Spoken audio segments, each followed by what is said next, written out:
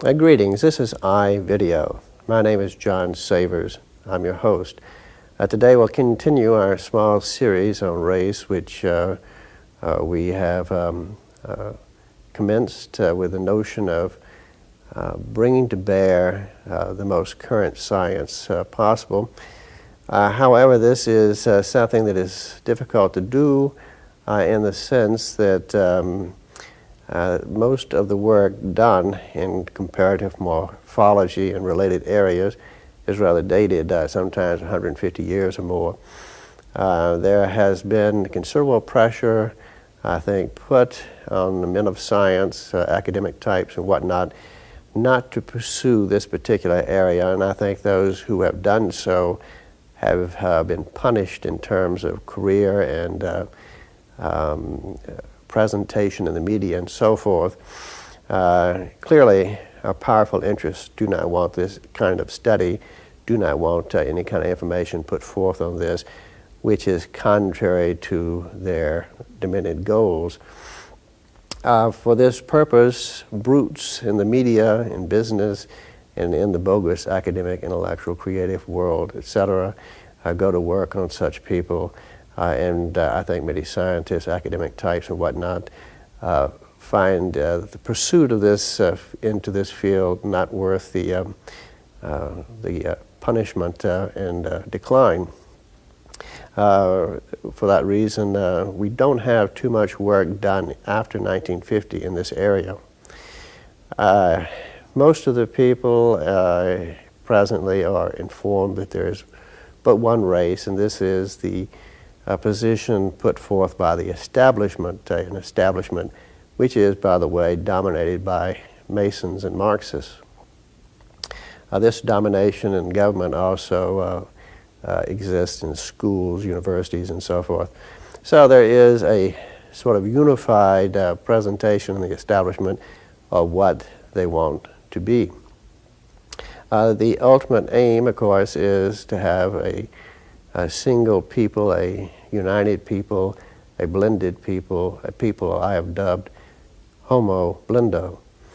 Now, in the past, we have raised some apprehensions, or some alarm in regard to this, because we see this as the ultimate hybrid.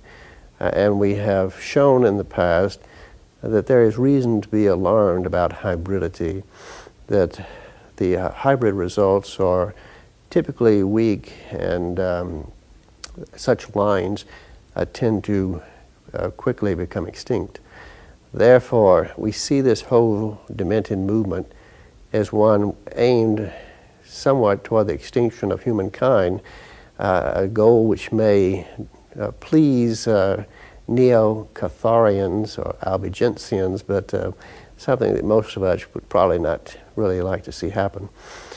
And I remember many times in the past either reading or actually seeing and hearing black gentlemen kind of wagging their heads in dismay and saying God made a really big mistake when he made too many races, all these races and so forth.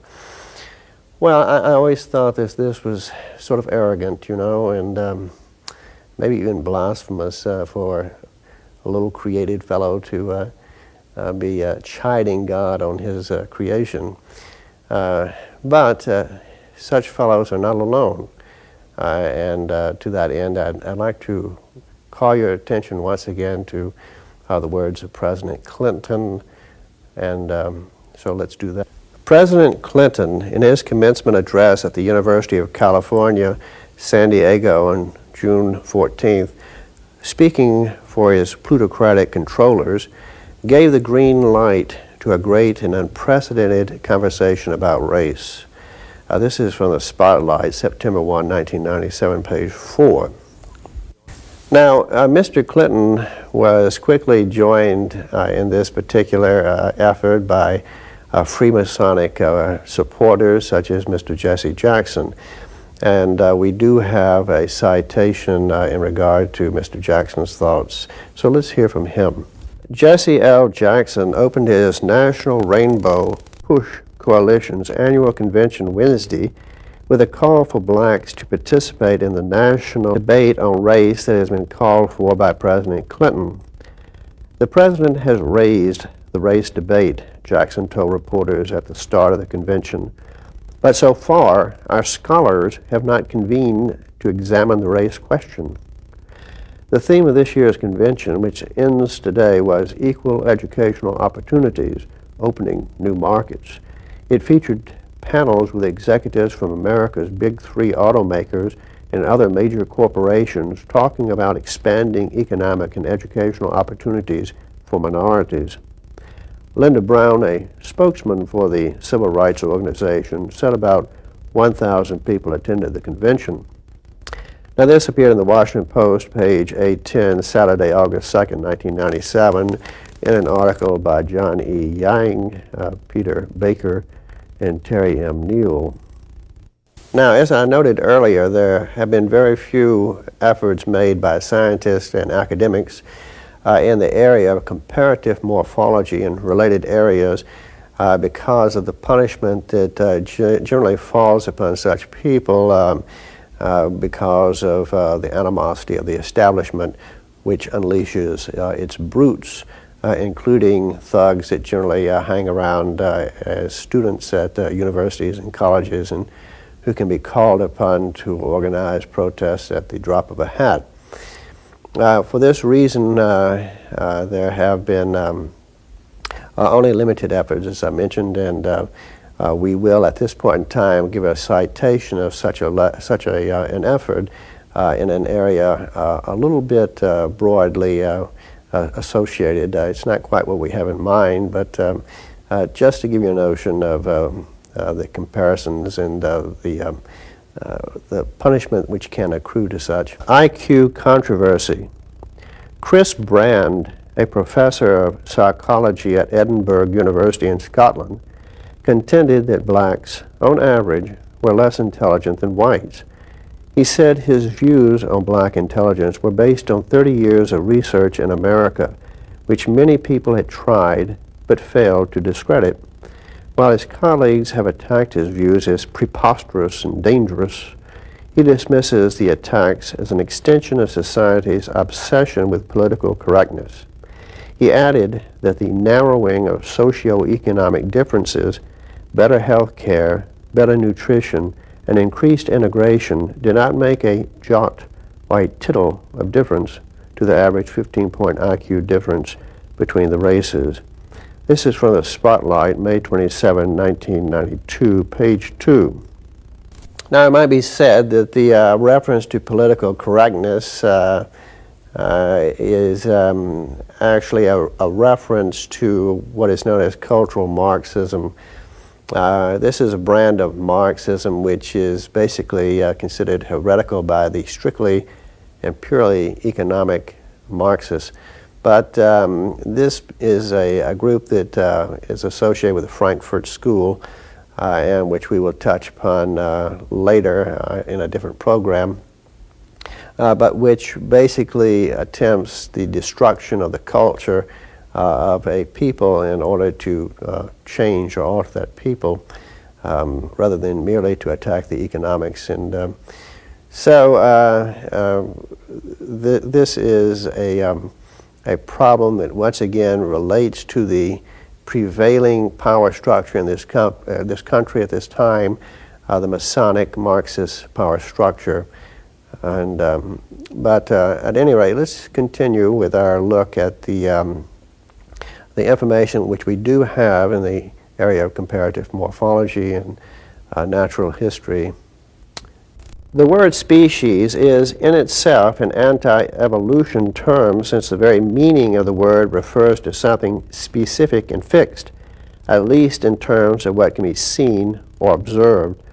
If a life form can change over time, then its characteristics are not special and specific, but rather unspecific and variable.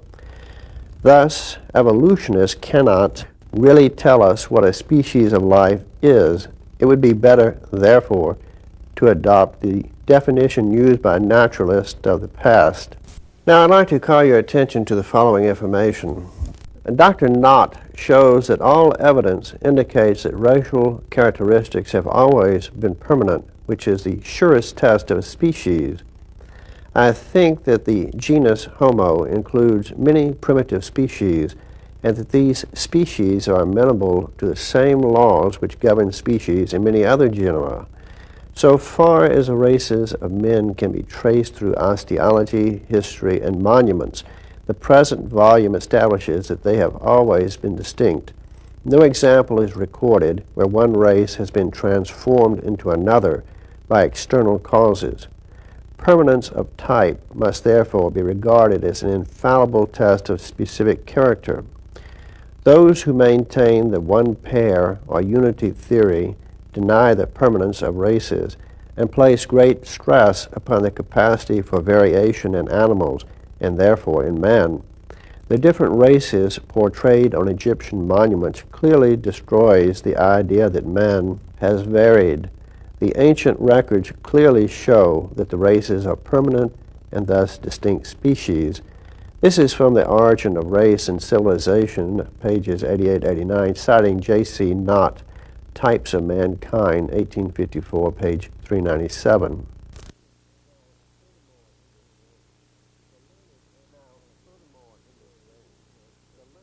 Now, furthermore, in this vein, the learned anthropologist Bory de St. Vincent asserted that the difference between human races are sufficiently great to merit the designation of species. Through his research, he has classified the types of man into 15 species. The Friends of the Unity doctrine also stress the hybridity or prolificacy of the human races as proof that the races belong to one species. Dr. John Baker, who had done an extensive study on race, disclaims this idea. It seems to follow from what has been said in this and the preceding chapter that the facts of human hybridity do not prove that all human races are to be regarded as belonging to a single species.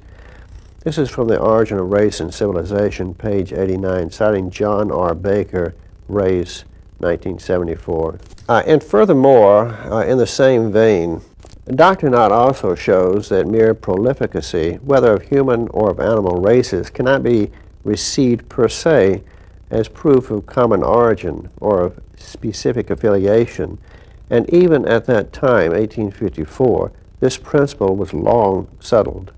In defense of the unity concept, it is often argued that there are no true races of man since their genetic similarities outweigh the genetic differences, and that 75% of all people's genes are identical regardless of race.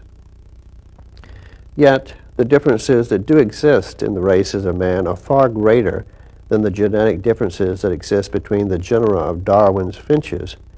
By that standard, the races of man could justly be classified as different families, not to mention different genera and species. This is from The Origin of Race and Civilization, page 90. I will say to this particular section there was a footnote to wit, instances of cross-mating between different genera exist. Cases of inter-family crosses have occurred, and even crosses between different orders have been reported. Mixter, page 93. Now, for this reason, people, we really should look a little bit more closely at this matter. So please attend. Various human races or different species and perhaps genera, certain scientific evidence needs to be presented. We need to examine the races of man through a combination of biological, anatomical, and morphological criteria to see if such evidence justifies the division of the races of man into distinct species. The most familiar data used in physical anthropology has been the form, size, and shape of the skull. While there are certain natural variations that exist in a particular race, there are striking and constant characteristics that prevail between one race and another. Dr. Neelan states that there are 3 principal varieties of skulls which are prevalent in certain races. Among the Africans and Australians, the jaws are protruded forwards, constituting the prognathous form of the head. Among the Mongolians, we have broad, lozenge-shaped faces and the pyramidal skull. In the civilized races, such as the Europeans, an oval or elliptical face prevails.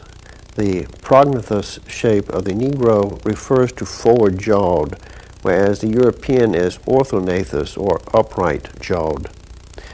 We thus find that Europeans have significantly smaller facial bones than Australian Aborigines or Negroes. Professor Howells states that whites have the most vertical faces and prominent chins, as well as good brow ridges, and an especially primitive combination of projecting face, smaller brain, heavy brows, and receding foreheads appears in the natives of Australia and of some other parts of the Western Pacific like New Britain and New Caledonia. This is from The Origin of Race and Civilization, pages 91 through 93, citing C.H. Smith and S. Nealon, Natural History, etc., 1851, page 27, William Howells, Mankind in the Making, 1959, page 275. Well, let's move on now from the skulls to other areas of comparison, shall we? The erect posture of man varies with racial types. The more modern a species of the Hominidae family, the more they are constructed with an erect posture and vertebral column. In the more primitive types, extending to the lowest animal life, we find a more pronograde posture with the head jutting outward and the trunk becoming more horizontal. The bodily stature, says Dr. Wilder, is definitely not correlated with any climate and is yet remarkably constant in a given tribe or race. This is from The Origin of Race and Civilization, page 94, citing Harris H. Wilder, Pedigree of the Human Race, page 324. Well, many people may say that looking at skulls is nothing more than phrenology and it's just like studying bumps and whatnot. But certainly the brain is worthy of a look, for differences there surely have meaning. So let's take a look, therefore, at this area and see what has been found, if anything. Another very common method of determining racial differences is by a direct comparison of the weight of the brain and the volume of the cranial cavity. It is important in applying such a test that the measurements are taken from specimens of the same sex, size, and organization, such as from healthy adult males, which is typically the case. Now, Dr. Wilder had collected some information, comparative information, amongst primates within the hominid group, so we will now provide you with information in this regard. Specimen, the gorilla, cranial volume 510. These are in cubic centimeters, by the way. Anthropoid apes, 621. Pithecanthropus, 900. Bushman, 1290, Australian, 1295, Negroes, 1340, Neanderthal, 1400, Chinese, 1452, Eskimos, 1483, Swedes, 1500, and Gauls from Brittany, 1564. Now, Dr. Wilder gives another comparison in grains, grams, so perhaps we'll take a look at this. It probably is going to be symmetrical, but let's look. Specimen, gorilla, brain weight 425 grams. Bushman, 975 grams. Australian, 1197 grams. African Negroes, 1,316 grams. Chinese, 1,361 grams. English and Scot, 1,427 grams. Now, it has been shown that size and weight is only a relative indicator and not an absolute indicator. So let's dig into this a little more, shall we?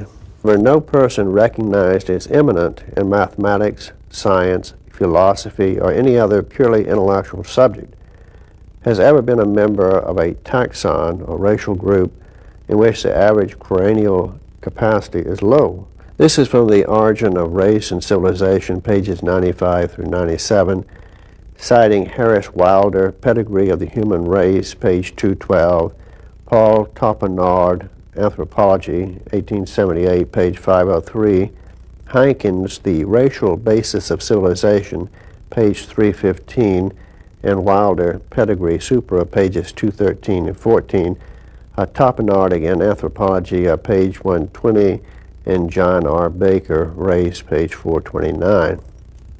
Well, you may ask, surely this is not the end. There must be other comparisons. This could not be it. And you're right, there are. Please attend. Anyone who is familiar with the ability of a dog to track down another animal or person by scent alone must admit that the production of odors and scents is a very distinguishing characteristic. Odors and scents prevail throughout the animal and plant kingdoms, and each species of flora and fauna possesses its own peculiar odor or scent. A rose always smells like a rose and never like a petunia or gladiola. Each can be distinguished by their scent alone. Many animals, as well as man, may have several odors and scents. Some are unique to the individual, some are unique to the sex, and some are unique to a family, group, herd, or race. The French missionary and explorer Évariste Hauck wrote his observations on the subject of odor. Those who have traveled in foreign lands must readily have noticed that all peoples have an odor that is peculiar to them. Thus one distinguishes without difficulty the Negroes, Malays, Chinese, Tatars, Tibetans, Indians, and Arabs. Now, interestingly, in this particular area, not only do races have their own peculiar odor or scent, but one race is often somewhat offended by the odor of another, or at least is well aware of it. But please attend to this further info. The odor of the skin is also a characteristic of race. Negroes and Indians may be known at quite a distance sometimes by the odor of their skins, and the odor of one differs from that of the other. The Indians, it is said, express a dislike of the white man's odor.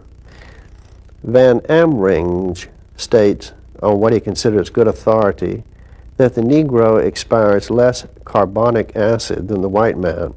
Hence, Africans seldom have fetid breath, but transpire the fetid matter somewhat modified, chiefly by the skin. This would explain the greater amount of oily substance with which the black skin abounds, as well as the peculiar odor of the Negro. Dr. Baker has pointed out that the A glands and sweat glands under the skin, which causes odor in sweat, are developed differently in certain races. As a result, Europeans and Negroes produce more odor than Mongoloids. That there exists a significant difference between the odors and smells of each race, Baker offers the following cases. Hauck, the French missionary, says that the Chinese detect a special odor on Europeans, but that this is less noticeable to them than that of other peoples with whom they come in contact. The native inhabitants of Peru are said to distinguish the odor of Europeans from that of Negroes and from their own, and have a special word for each of the three smells. There seems to be general agreement that Europeans find the smell of Negroes strong and markedly different from their own. The authors of earlier centuries remarked on this subject with greater freedom than those of present day. Now, clearly, the differences in odors would be on the basis of a chemical compound of some sort, but at any rate, let's take a look. Differences in odor is a result of chemically different substances produced by the scent glands, which could only be caused by genetic differences between races. Further, although the odors of some races cannot be clearly detected by human sense of smell, it has been demonstrated that horses, cattle, and dogs are capable of distinguishing the odor of one race from another. Now this is from The Origin of Race and Civilization, pages 97 and 99, citing in turn J.R. Baker, Race, page 161, G. Dallas Lind, The Marvelous Story of Man, page 134, Smith, The Natural History of the Human Species, page 80, and John R. Baker, Race, 1974, pages 174 and 75. Now, people, I will say that I think that these distinctions between the various races are not just white and black, but between everyone. The distinctions between blacks and Chinese, between American Indians and Fuegians, from the Polynesians and the Laplanders and so forth, they all have somewhat different cultures, structures, and so forth. I believe that the Lord God Almighty had a plan for each one, and that there is no error that can be made greater than for one group to try to be the other group. But it's certainly possible to learn from another group, and it's wise to do so insofar as it could be positive.